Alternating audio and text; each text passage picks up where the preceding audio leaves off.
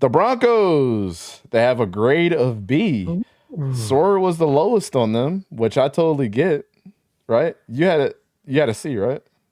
I had a C plus, but yeah, basically. Okay. love You had it. an A, and Don had a B, and I had a B. So their overall grade was a B. We could go to the obvious answer of Bo Nix.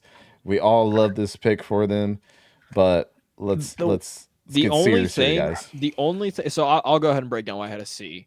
And kind of the major thing is just because of Jonah Ellis. That was their only day two pick. Yes. And that just completely, like Bo Nix, I gave it an A minus. People can hit on it all they want. But let's look at day three. Troy Franklin, yes, we can talk about the 10% drop rate, but you're giving somebody that Bo Nix has already had connection to. So right off the bat, that automatic, I'd like to give that type of stuff. That went from a C pick to a B pick real quick because he went to Bo Nix. I like to give, that type of stuff little bonus points because, like, you're already getting your rookie quarterback familiar with one receiver. Chris Abrams-Drain, amazing pick. Great play.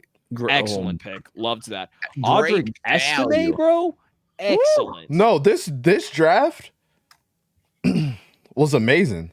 The B grade doesn't tell you how, like, their middle of their draft is it like a B plus? Freaking incredible. Let me ask you this: if you had to give it a grade, would it be a B plus? Yeah, it would have been a B plus if I had to put a plus or minus. I have it A minus, and it's because of Jonah Ellis. Otherwise, the net you got Bo Nix, the best QB in the draft. You're a franchise guy. You baited the Vikings to take JJ McCarthy so you can get the better QB. Which I don't really know if you needed to do. I feel like the Vikings were kind of dead. Locked in on that was hilarious. I don't know how much of a bait, but Sean Payton really needed to do. Was literally the only thing that kept this from being because I had day 1 A minus, day 3 A minus. It was literally just the Jonah Ellis. There were so many better picks that you could have taken at 76. I agree, but day 3 they killed it. They probably had the best day 3 out of basically every NFL team. Here's my biggest problem. They needed a quarterback, defensive lineman, and tight end. So they only hit on one. They got Bo Nix.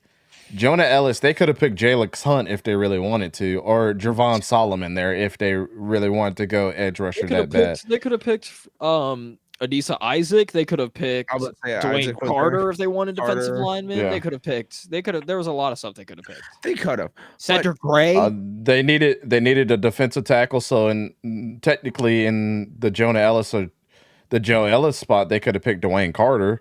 No tight end. They could have picked Dwayne Carter. No tight end on the board. They could have picked Jared Wiley or Cade Stover. All went after.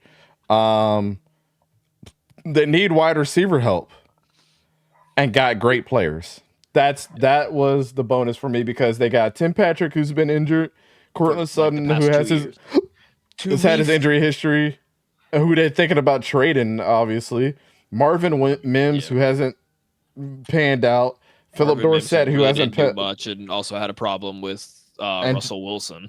And Josh Reynolds is overrated as hell. So overrated Reynolds.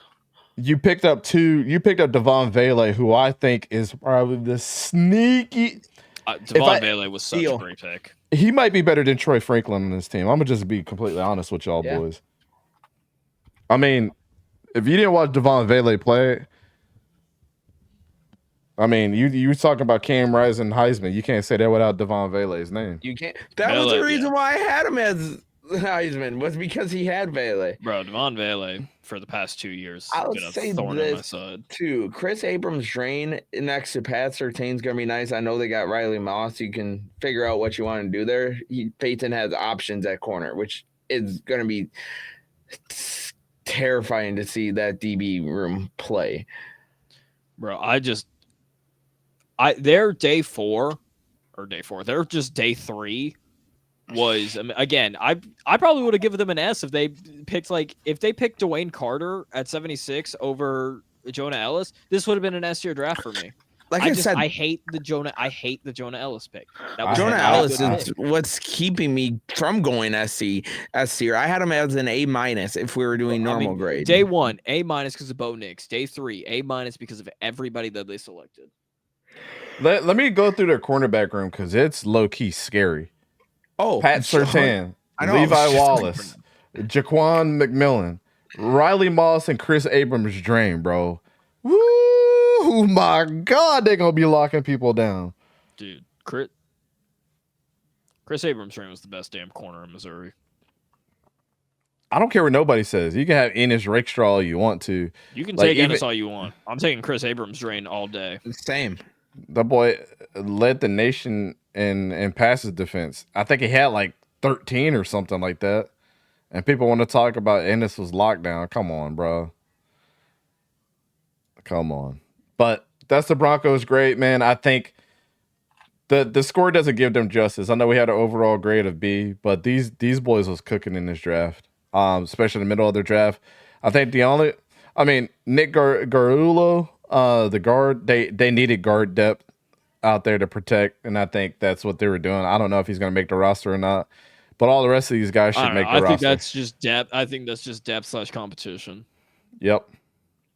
Jonah Ellis, I hope you're better than you were on film. I mean, he's got the toolkit, he's going to a defensive mind, like a good defense as well.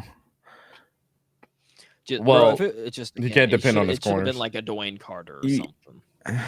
That would have put it S tier for me if they went Dwayne Carter there. Or if you wanted like a rushing linebacker as an edge, again, Adisa Isaac out of Penn State, who's got a lot of juice in the tank. Yes, who led Penn State in, again, tackles for loss, sacks, all that stuff.